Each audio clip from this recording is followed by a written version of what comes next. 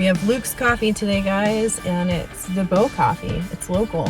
It's good. And it's just black, so it's my kind of coffee. perfect. Yeah. If I get like Tim Hortons, it would just be like double because I don't care. It's just like cheap coffee. But if I get something that's local, I'm like, no, just black. Good. Yeah. Well, thank you. It's the only way to drink coffee. We have another lovely, sunny Calgary day too. Yeah, and I had to move the car because otherwise we would have been blinded the whole time. The vlog would have been this. My glasses would have been dark too. Yeah. Hi everyone. Welcome back to my channel. If you don't know me, my name is Bethany. I have Ehlers-Danlos syndrome and a feeding tube. I have the hypermobile type, which is the most common form of Ehlers-Danlos. Today, I have a special treat for you. As you can see, Dr. Steve is here with us, and he created a joint assessment that addresses 20 orthopedic issues that EDS patients may face, such as TMJ, elbow instability, neck instability, shoulder instability, and so much more.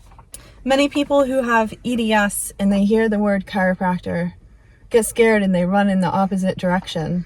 I look at their face and they have this scared look on their face. When Dr. Reddy, oftentimes I gotta give kudos to him. It's just been a pleasure to work with the multidisciplinary team, but he oftentimes says, you need to see Dr. Steve. He's got an incredible machine that assesses joint function, and just go in and see him. He can just do a demo. We won't charge anything. It'll be a 15-minute like overview, and you can see the nervousness on there. And I say, have you ever been to a chiropractor? And a lot of people say, yeah.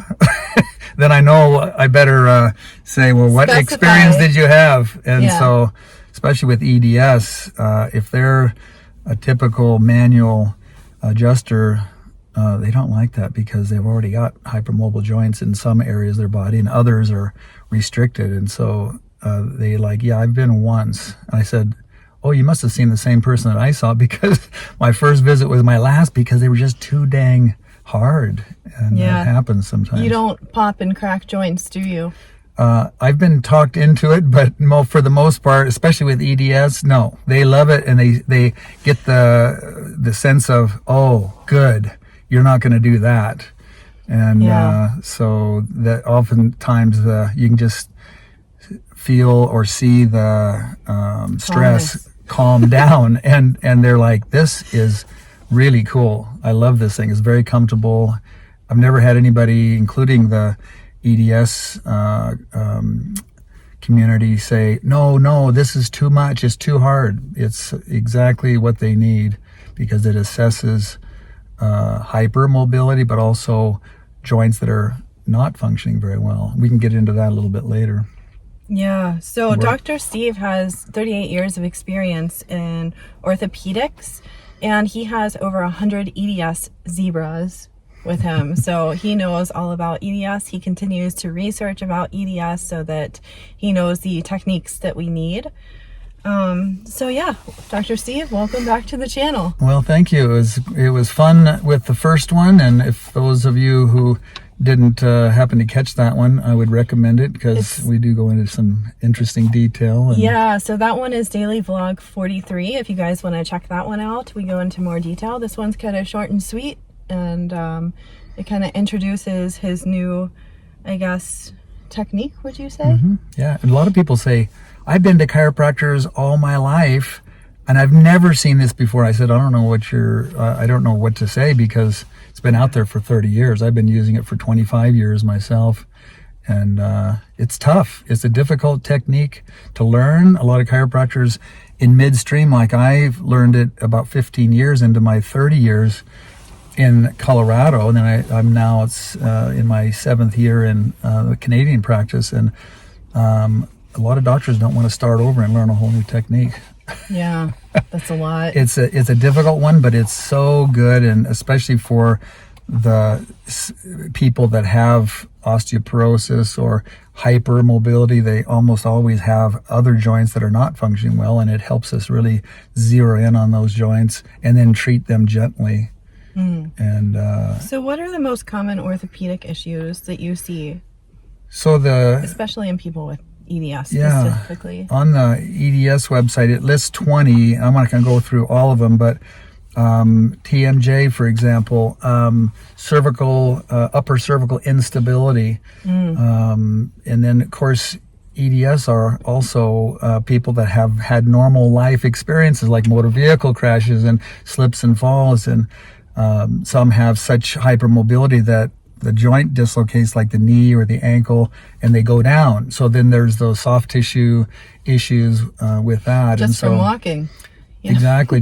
So it's it can be a very difficult condition to live with, and that's one of the things that I really, again, want to appreciate this multidisciplinary center that we're sitting out in front of, and because you need sometimes more than one head working on the issue, because one focus may be good, but it may be limited. In fact, oftentimes we need multiple heads to work on. Maybe somebody that has experience with pain control, non-pharmacologic pain control, like needling, that Dr. Reddy does so amazing job at. It goes farther than medications, because another thing that I worry about myself is you guys already know, I've been on T3 since October, and my fear isn't getting addicted to it. My fear is, what do I do when it stops working and my body gets used to it? Yeah.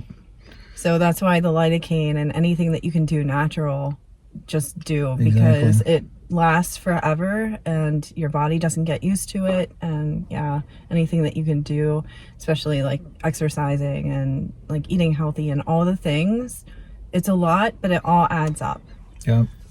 So for those of you who are listening to this, maybe a friend has Ehlers-Danlos syndrome, and you don't know exactly what it is. It's a problem, a genetic problem with the manufacture of healthy, normal connective tissue, ligaments, cartilage, the tendons, muscle, and a lot of things that I see right now in the field with EDS has not been addressed, like proper techniques. I don't know of any chiropractic college that's teaching, here's what you do with EDS patients and here's what you don't do. And that's what I like about this Sigma instrument, we call it. That instrument originally started in the space program, and they wanted to make sure that the integrity of the joints or the connectors, rivets, seams, bolts, and even the heat shields of the shuttle was good, was strong, was solid. If it's loose, you got problems. In fact, the heat shields of the shuttle, people died. Yeah. A lot of people died because of malfunction in aircraft, spacecraft. And so it's important that is a scientific instrument. I've taken it to court and actually defended a person successfully when he was in a bad car accident, bent the frame of his SUV because of a stretched limo, hit him broadside, and it bent the frame and knocked him out of the vehicle. Oh my so gosh. He had a lot of issues with shoulders and neck, and we got him in as good a shape as possible. Wow. 3 years later, his attorney called. He said, would you be willing to go to court? I said, yeah, what's going on? He said, they're not paying for his injuries. And I said, absolutely. Somebody's got to defend these people that are being accused. Oh, you're just getting old, you're going to need surgery anyway. And it's like, no. So we took it to court. They couldn't defend it because it's a scientific instrument. Wow. So once a doctor and once the patients see the consistency, the exact nature of this, not saying that everybody's perfect, because you have to be a good, what would you call it? Somebody that applies the instrument properly. You can have a perfectly good multi-million-dollar instrument, and if you don't learn it and don't spend enough time assessing and then applying, it's still not going to be a good outcome. I just want to add as well, this instrument that he uses, I go to Dr. Steve. As you guys know, he's my chiropractor, but it's very precise and it's extremely gentle, and there's different levels of like how hard and fast he can make it, and then how gentle it goes. And you can, if it's too hard, you can be like, can you please make it more gentle? And it's a really interesting tool that he uses.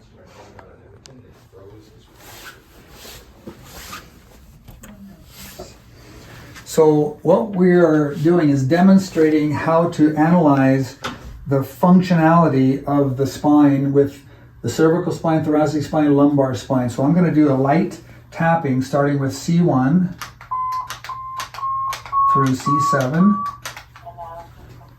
And you can see the difference there. I'll explain that when we're done. And this is thoracic, T1 through T12. Very gentle, painless. And it records it. And then L1, and then down through the sacrum, and that's the largest joint in the body, the sacroiliac joint. So we're measuring that. Analysis complete.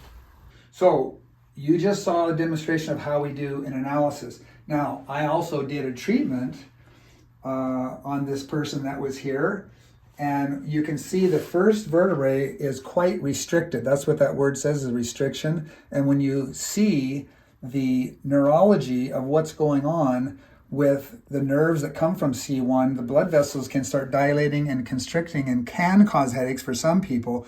It also causes a lot of muscle tension in that suboccipital area, and that's also where headaches come from, but also just tension in general in the neck and shoulder area. So we did a treatment, very gentle treatment, took us 10 seconds, 15 seconds, and then we analyzed them afterwards, because I want to know, this is what they were before treatment, and this young lady was the first time she'd ever been analyzed and treated. So we did a very gentle treatment. It brought pretty much everything down. So everything was improved from the before treatment to after. And that's not unusual to see that. That's a nice change right there. So when we have people that have headaches, that's quite common to see that, because the skull sits on top of two joints that are about as big as the tip of your thumb, and it's a very vulnerable vertebrae. And the spinal cord goes right down into that area. So when that joint or that bone is very restricted and tight, so are the muscles. So we get that thing moving, and there's the result. Now, is it going to stay that way permanently? It may take some time to keep that thing down, because the nervous system learns. And so that's why a treatment plan with exercise is a good idea at the very beginning. And there's a so getting back to this 20 different orthopedic conditions, there's special protocols for temporomandibular joint issues. There are special protocols for limited joint mobility, because usually when there's hypermobile joints, there's also a compensatory hypomobile joint. There's muscle tightness and restriction. And so you don't want to be emphasizing and focusing on those joints that are already hypermobile. Yeah. It's almost always a combination of this type of thing in the whole population, but especially in EDS, that's this hypermobility is a big risk, and it's a big problem with multiple joints. But the one thing that I was going to introduce is soft tissue, because the nervous system really is the central controlling influence over everything. The brain and spinal cord is the central nervous system. Everything outside that is peripheral nervous system, and that is connected to our fascia.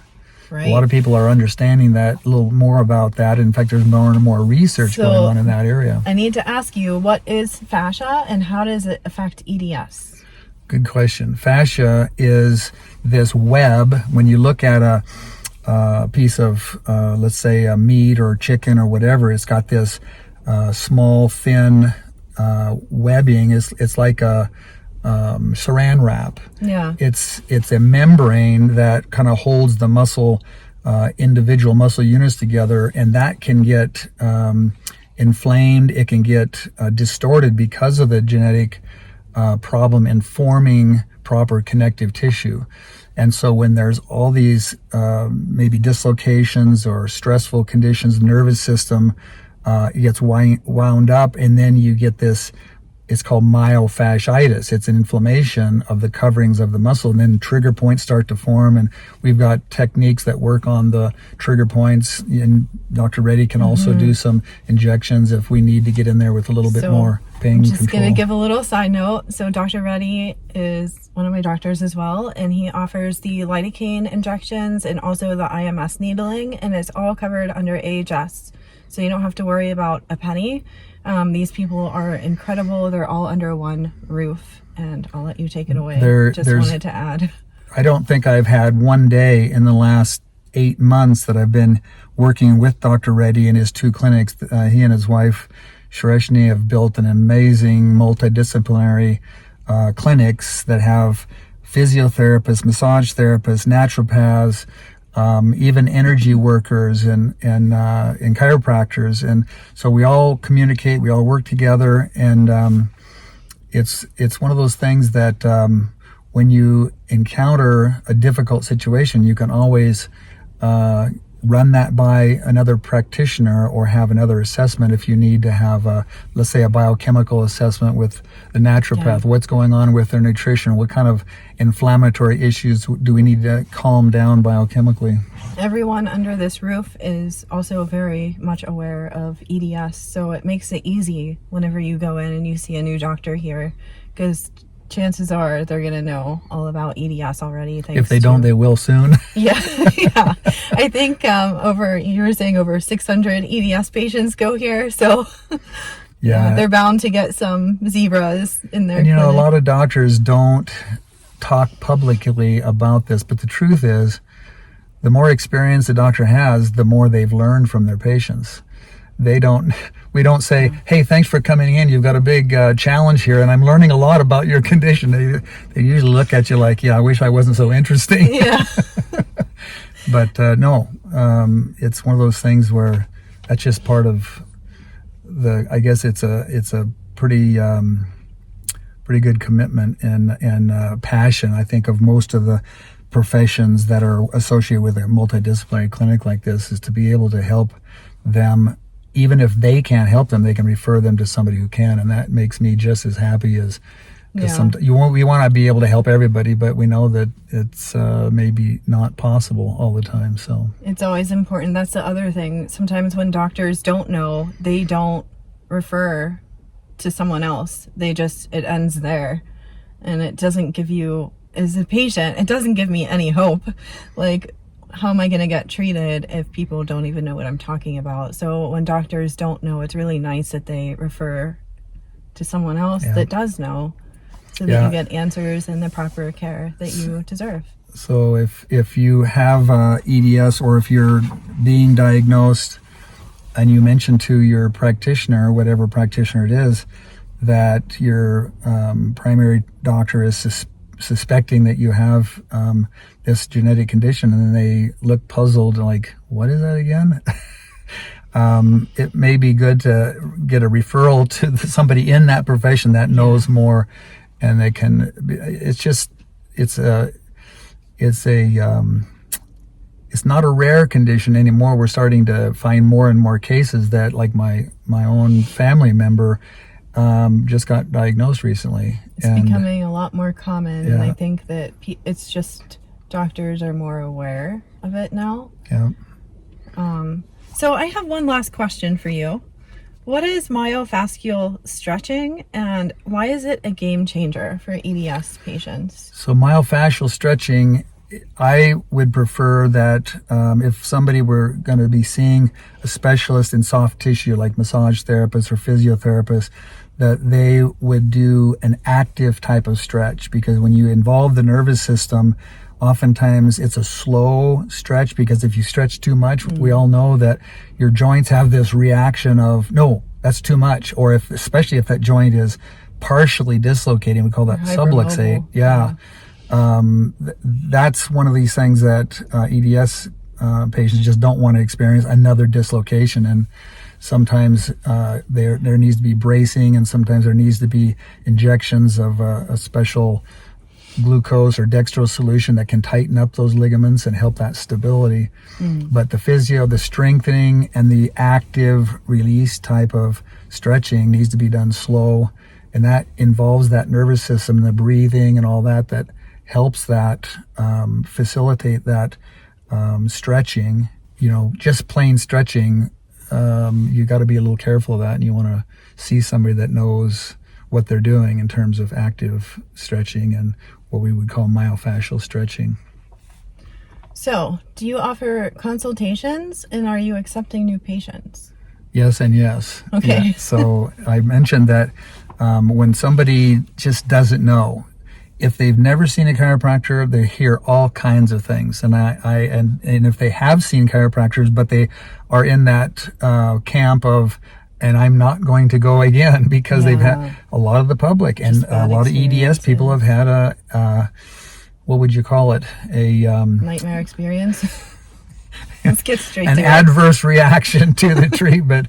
And if they want to come in just to talk and have a gentle assessment, we wouldn't do any treatment at all. If they want to just do that, go home. I suggest that they bring in a spouse or a friend to watch with them. Sometimes while they're getting assessed, the friend could take notes or ask me questions. Just and be there for support. Exactly. And like comfort. Yeah. And oftentimes the friend said, after you're done with Beth, can I be the next person?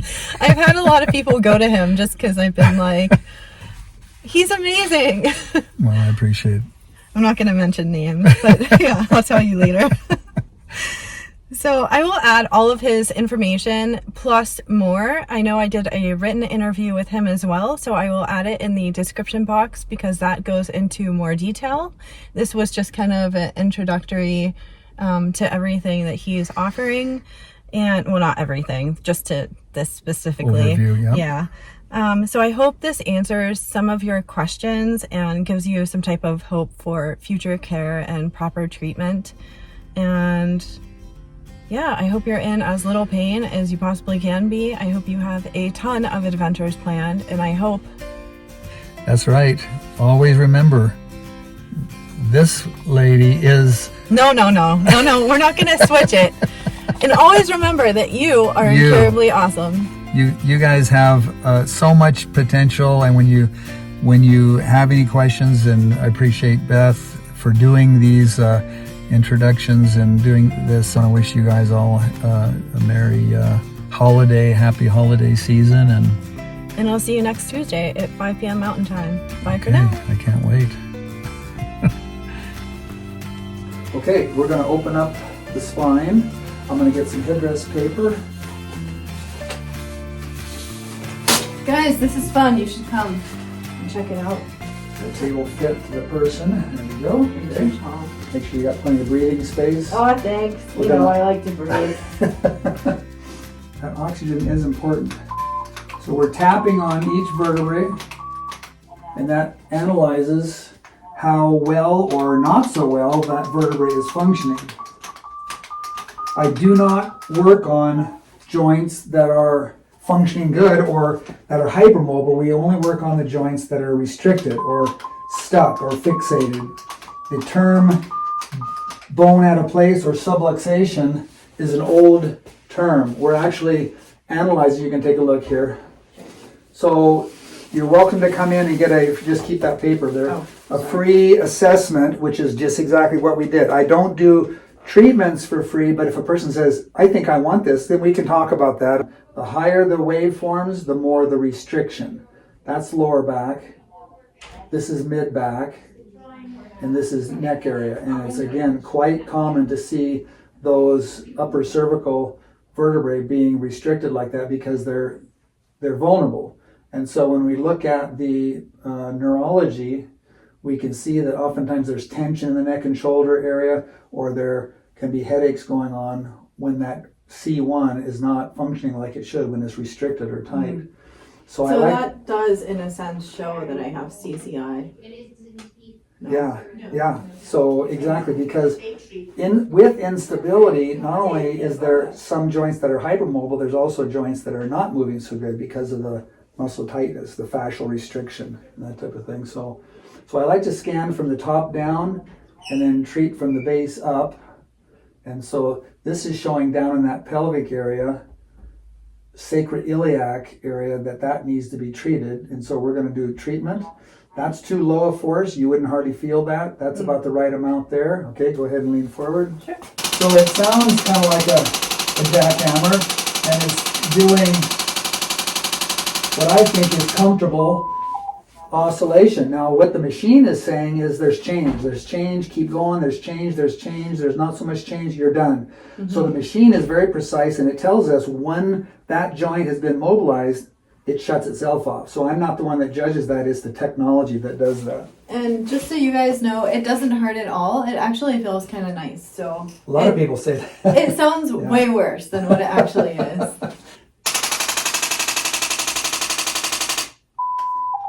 And that's a good sign when it doesn't take that long, because it means that joint is moving pretty good. So let's rescan that.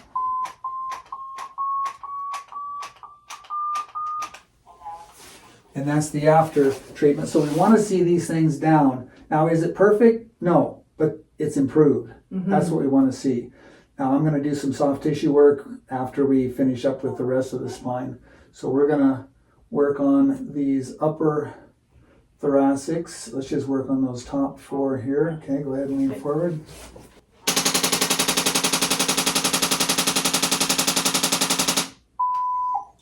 I hope I'm not blocking the view, but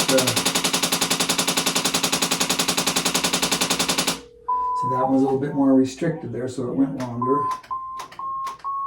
C1 and C2 treatment, lower force, because those are smaller vertebrae, so we don't need as much force there.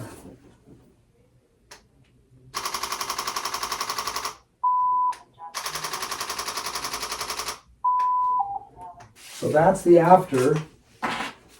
Oh yeah. And that's way better. in this case, right now, we're just going to do one protocol while we're recording this. I'm going to do headache protocol. And so we're going to okay that. And so we work on the attachment of the upper trapezius. Okay, so that's the end of the headache protocol. Now, a lot of people, they say, I know. that feels like where those headaches are coming from, right in that area. Yeah. There is a lesser occipital nerve that goes around to the temporal area. There's a greater occipital nerve that goes around to the forehead, and it feels sometimes like the headaches are right behind the eyeballs. And you're doing the using protocol. what machine? We're using the Sigma instrument. This is called a piezoelectric sensor, but it also does gentle mobilization. Okay, so this is a model. It's a large model of fascia.